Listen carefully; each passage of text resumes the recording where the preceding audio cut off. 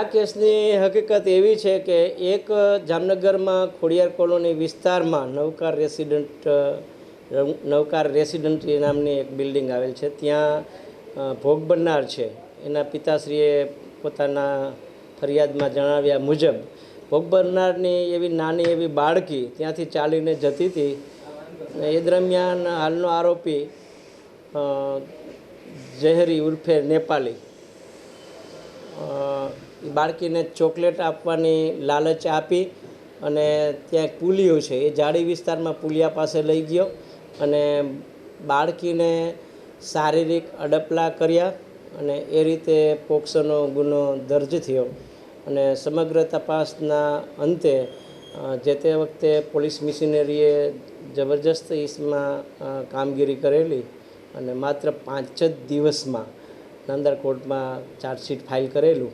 કેસના ગુણદોષો અને ગંભીરતા જોતાં અમોએ 37 જેટલા દસ્તાવેજી પુરાવા અને 22 જેટલા સાક્ષી સાહેદોના સ્ટેટમેન્ટની કોર્ટમાં સોગંદ પરની જુબાની, પંચનામા, સાયન્ટિફિક રિપોર્ટ વગેરે બાબતો ધ્યાને લઈ અને નામદાર પોક્સો કોર્ટે માધવીબેન ભટ્ટ સાહેબ પોક્સો કોર્ટમાં આરોપીને અલગ અલગ કલમ હેઠળ 30 વર્ષની સજા અને અલગ અલગ કલમમાં 5,000 રૂપિયાનો દંડ અને દંડ ન ભરે તો વધુ એક માસની સજા તેવી રીતે ચુકાદો ફરમાયો છે. લેન્ડમાર્ક ચુકાદો છે અને આની સમાજમાં સીધી અસર જે તે બનાવ વખતે પડેલી હતી અને આ એક ધૃણાસ્પદ બનાવ હતો.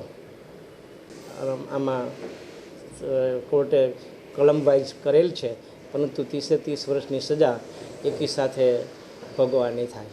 આમ તો 30 બધેમાં 30 કલમ મુજબ છે એટલે તો 100 વર્ષ ઉપર થઈ જાય પરંતુ 30 વર્ષ સંયુક્ત રીતે ભોગવવાની છે આ સજા.